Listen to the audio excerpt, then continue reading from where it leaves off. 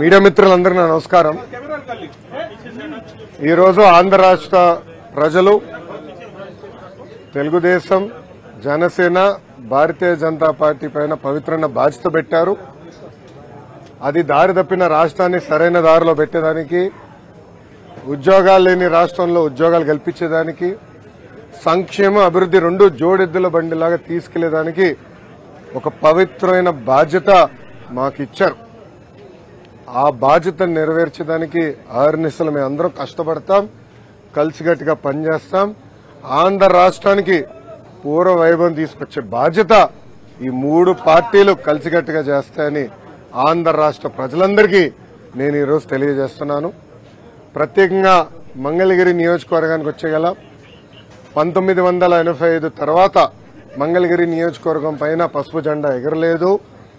Telugu Desam, Janasena, Bharatiya Janata party నాయకులందరూ కృషితో ఈరోజు 91,000 పైచిలుక మెజార్టీతో నేను గెలుస్తాం జరిగింది.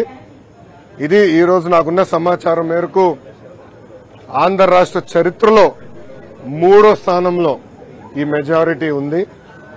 ఈ ఎన్నికల్లో అన్ని రికార్డులు సృష్టించింది తెలుగుదేశం, జనసేన, భారతీయ జనతా పార్టీ కూటమి.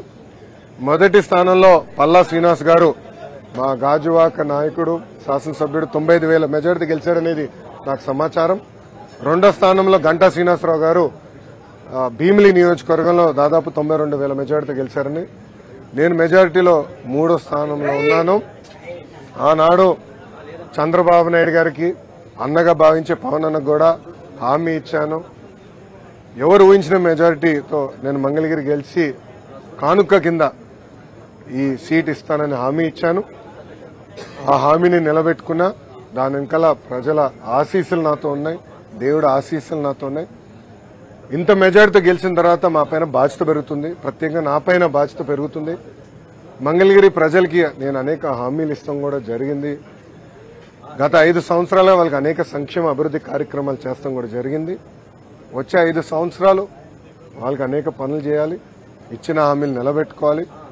ఒక ఆదర్శ నియోజకవర్గంగా మంగళగిరిని తీర్చిదిద్దే బాధ్యత ఇప్పుడు ఎమ్మెల్యేగా మంగళగిరి ప్రజల కోసం లోకేష్ చేస్తాడని ఈ మీడియా సమావేశంగా మంగళగిరి ప్రజలందరికీ తెలియజేస్తున్నాను. ఇప్పుడు మీడియా మిత్రులకి ఏమైనా ప్రశ్న ఉంటే దానికి ఒక్క నిమిషం అండి. మీడియా మిత్రులకి ఏమైనా ప్రశ్న ఉంటే ఇప్పుడు అడగాల్సిందిగా కోరుతున్నాం. ఇప్పుడు అడగండి. కార్యకర్తలకు మాట ఇచ్చారు, మిమ్మల్ని ఇబ్బంది పెట్టిన వాళ్ళ పేర్లన్నీ కూడా ఒక బుక్ లో రాసామన్నారు. ఆ బుక్ లో ఉన్న పేర్లు పనికి కల్పించబోతున్నారా? అంటే వాళ్ళకి న్యాయం చేసే దిశగా, లేకపోతే నేను మళ్ళీ చాలా స్పష్టంగా చెప్తాను. నా యువగలం పాదయాత్రలో స్పష్టంగా ప్రజలకి, కార్యకర్తలకు నేను హామీ ఇచ్చాను. ఏ అధికారులు, వైకాపా నాయకులైతే చట్టాన్ని ఉల్లంఘించి ప్రజల్ని, తెలుగుదేశం పార్టీ కార్యకర్తలు ఇబ్బంది పెట్టారో వాళ్ళపైన ఎంక్వైరీ చేస్తాం. అధికారులకు సంబంధించిన విధంగా జ్యుడిషియల్ ఎంక్వైరీ చేస్తాం. ఎంక్వైరీ నివేదిక మేరకు సర్వీస్ నుంచి డిస్మిస్ చేసి జైలుకు పంపించడానికి కూడా నేను వెనకాడను అని ఆనాడు ప్రజలకి చెప్పా, కార్యకర్తలకు చెప్పా. అది ప్రజలు ఒప్పుకున్నారు. అందుకే ఈరోజు ఎప్పుడు లేని విధంగా మనకు మ్యాండేట్ వచ్చింది. తప్పనిసరిగా ఇచ్చిన మాట, ఇచ్చిన హామీ నేను నిలబెట్టుకుంటాను అండి. నేను వైకాపా, దయచేసి వైకాపా నాయకులకి, పార్టీకి సూచించే స్థాయి నాది కాదు. మేమేం చేస్తాం చాలా స్పష్టంగా చెప్పాం. కక్ష సాధింపులు, హెరాస్మెంట్లు, ప్రభుత్వ ఆస్తులు ధ్వంసం చేస్తాం, ఇది మాకు రాదు, మేము చేయం. ఇదంతా ఆ పార్టీకి తెలిసింది. అందుకే ప్రజలు ఈరోజు ఇలాంటి మ్యాండేట్ కూటమికి ఇస్తాం జరిగింది. సో మాకు ఇచ్చిన మ్యాండేట్ నిలబెట్టుకోవాల్సిన అవసరం 3 పార్టీల పైన ఉన్నాయి. ఎందుకంటే ఆంధ్ర రాష్ట్ర చరిత్రలో ఎవరికి రాని మ్యాండేట్ మాకు వచ్చింది, ఎవరికి రాని మెజారిటీలు మాకు వచ్చినాయి.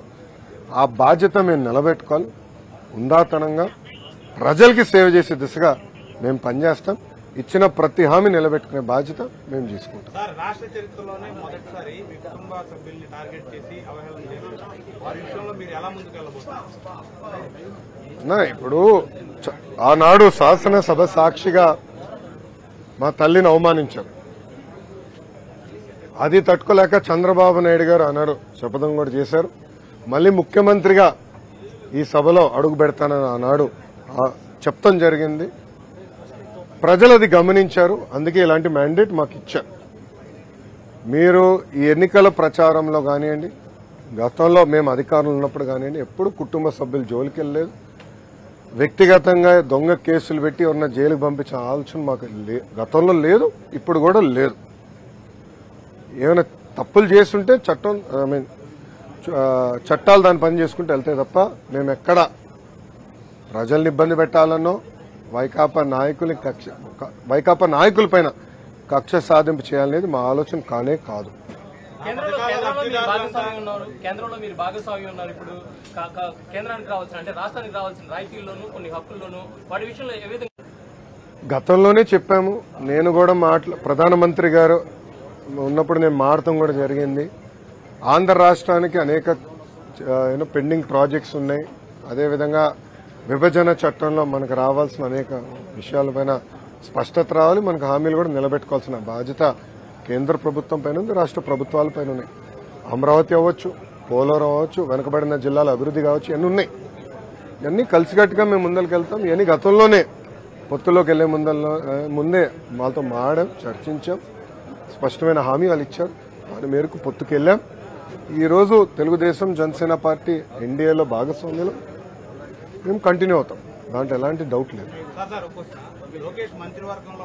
ఎన్డీఏకి క్లియర్ మెజారిటీ వచ్చింది కదా, ఎన్డీఏకి క్లియర్ మెజారిటీ వచ్చింది. సో దాంట్లో వేరే ఆలోచన తెలుగుదేశం పార్టీ కానీ జనసేన పార్టీకి లేదు. మీ అందరూ ఎన్డీఏలో భాగస్వామ్యం, దాంట్లో ఎలాంటి డౌట్ లేదు. నంబర్ 1. నంబర్ 2, నా భవిష్యత్ అంటే నా పాత్ర ఏంటనేది అది మా అధిష్టానం, మా నాయకుడు చంద్రబాబు నాయుడు గారు నిర్ణయిస్తారు. అది నేను మాట్లాడే విషయం కాదు. ఓకేనా? ఒకే రాష్ట్రం ఒకే రాజధాని, అది అమరావతి. తెలుగుదేశం జనసేన భారతీయ జనతా పార్టీ నాయకులం అందరం కూడా ఆ మాట పైన కట్టుబడి ఉన్నాం. రాజధాని లేని రాష్ట్రానికి రాజధాని అవసరం. కానీ అదేవిధంగా అభివృద్ధి వికేంద్రీకరణ పనులు ఏదైతే ఆనాడు ప్రారంభించామో, ఇప్పుడు అనంతపూర్కి కియా మోటార్స్, చిత్తూరు జిల్లాకి అనేక ఎలక్ట్రానిక్స్ తయారు చేసే పరిశ్రమలు, కడప జిల్లాకి స్పోర్ట్స్, అలా స్పష్టమైన హామీలు గతంలో ఇచ్చాం. హామీలు కూడా నిలబెట్టుకున్నాం. కొన్ని చేయలేకపోయాం, టైం సరిపోలేక. ఈసారి ఇచ్చిన ప్రతి హామీ నిలబెట్టుకునే బాధ్యత మేము తీసుకుంటాం. అన్ని జిల్లాలు సమగ్ర అభివృద్ధి చేసే బాధ్యత కూడా తెలుగుదేశం జనసేన భారతీయ జనతా పార్టీ ప్రభుత్వం తీసుకుంటాం. టూ ఎర్లీ అన్నాయన్ని. ఎందుకంటే చంద్రబాబు నాయుడు గారు మేము ఇప్పుడు వాళ్ళలాగా డేట్లు ముహూర్తాలు మేము ఫిక్స్ చేసుకోమండి. ప్రజలు తీర్పు వచ్చిన తర్వాత చేయాల్సిన పనులు ఉంటాయని. ప్రజలు తీర్పు రాకుండా ముందర మేమే ప్రమాణ స్వీకారం ఎక్కడ చేస్తాం, పలానా టైం చేస్తాం ఏనాడు మేము అనలేదు, అన్నాం. ఈరోజు తీర్పుని మేము అద్భుతమైన తీర్పు ఇచ్చారు. ఆ తీర్పుని మేము స్వాగతిస్తున్నాం, గౌరవిస్తాం. అది ఇద్దరు పవన్ కళ్యాణ్ గారు, బాబు గారు కూడా కలవబోతున్నారు. కూర్చుని అన్ని విషయాలు మాట్లాడుకున్నారు. అది ఎప్పుడు ఏంటనేది నాయకులందరూ నిర్ణయిస్తారు. రేపు మళ్ళీ ఎన్డీఏ కూడా మీటింగ్ ఉంది. సో అన్ని జరగాలి, తర్వాత డిసైడ్ చేస్తాం. కలిసికట్టుగా పనిచేశాం. మీరు చూస్తే 21 సీట్లకి 21 సీట్లు జనసేన పార్టీ గెలిచింది. 10 ఎమ్మెల్యే సీట్లు 8 స్థానాలు భారతీయ జనతా పార్టీ గెలిచింది. తెలుగుదేశం పార్టీ కూడా ఇప్పుడు రాని విధంగా మాకు వచ్చిన మెజారిటీ స్థానాలు మేము కూడా కైవసం చేసుకుంటాం జరిగింది. కలిసికట్టుగా మేము ప్రయాణిస్తాం.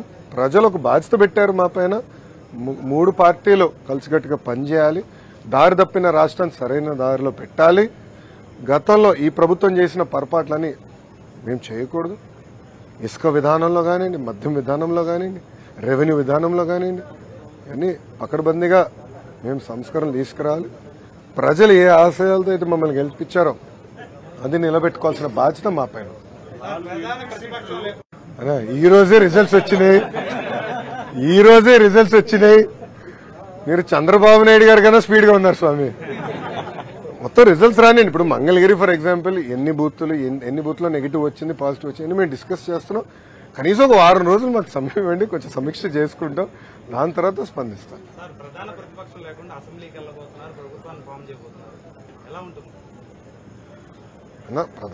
ఇప్పుడు ప్రతిపక్ష నాయకుడు ఉన్నాడా లేదా, హోదా ఉందా లేదా అనేది డిఫరెంట్ స్టోరీ. ప్రజలు ఒక పవిత్రమైన బాధ్యత మాకు ఇచ్చారు. దారి తప్పిన రాష్ట్రం సరైన దారిలో పెట్టారు. ఇప్పుడు గంజాయి విషయం తీసుకుందాం. తరాలే నాశనం అయిపోయింది. అది మనం కట్టడి చేయాలి. రెవెన్యూ విషయం ఉంది, ల్యాండ్ టైటిలింగ్ యాక్ట్, ఒక పనికిమాల చట్టం, అది చెప్పాం. దాని తర్వాత మెగా డిఎస్సి హామీ ఇచ్చాం. ఆ డిఎస్సి మేము హామీని నిలబెట్టుకుంటాం. ఇట్లా స్పష్టమైన హామీలు ప్రజలకు మేము ఇచ్చాం. ఆ హామీలు కలిసికట్టుకు మేము నిలబెట్టుకుంటాం.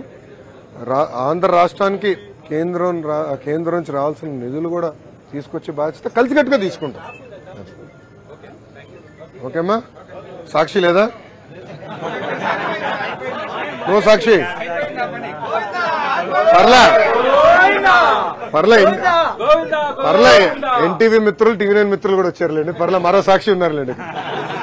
ఓకే గురుగారు, థ్యాంక్ యూ. ఉంటాను సార్. అందరు నమస్కారం.